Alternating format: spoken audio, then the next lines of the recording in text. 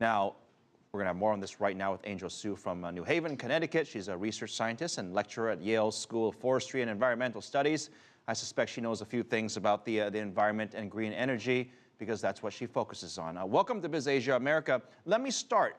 Li-Ling talked about the optimism that came out of New York City there. Do you share that same sort of feeling as well as you hear a lot of these issues being discussed again and again? I do, Philip. I think that the world was really looking towards China today for leadership, and Zhang Gaoli definitely brought it. People were expecting him to say something about when China's emissions would peak, so that's a year at which their emissions would reach their greatest and then fall after that. And he said that they would try to peak emissions as early as possible. So that's the first time that the Chinese leadership at that high level has made that kind of commitment. And so what that means is that in its next 5-year period, which is the 13th 5-year plan, China will potentially announce an absolute cap on emissions. So I think there was a lot of hope for optimism. But again, I think you saw some of the same issues on finance and this division between developed and developing countries rehash itself at the summit. Let me give our audience perhaps a little bit of background because you answered sort of 4 questions in one there. China has been under, look, it's true, China has been under criticism, if you will, for not doing enough. And you're saying that they have done a lot, just people don't know about it. So this speech that we just showed a part of it earlier on the show, is that enough? I mean, does the public, do they understand what China is trying to do? And are you happy as an advocate for sort of green energy and the environment? Are you happy with what China has proposed to do? Yes, well, I think that China has been a global leader on climate change ever since 2007. It announced a national climate change plan, which is much more progressive than what we have in the United States.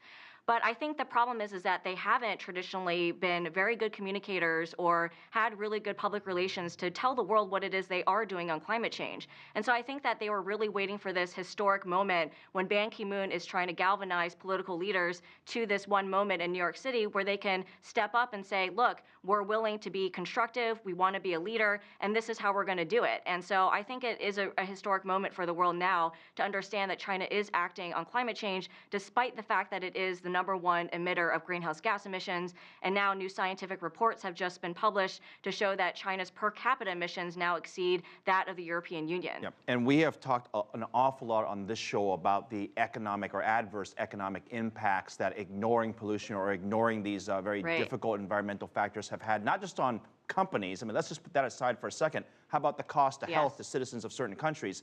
And for our viewers, every couple of years, the world's leaders gather to try to compromise or make new rules or regulations or self-regulate, if you will. What's next after New York City? I know you're going to go to some of these meetings, but what's next after this? Where do the world leaders convene and what are we looking to hear?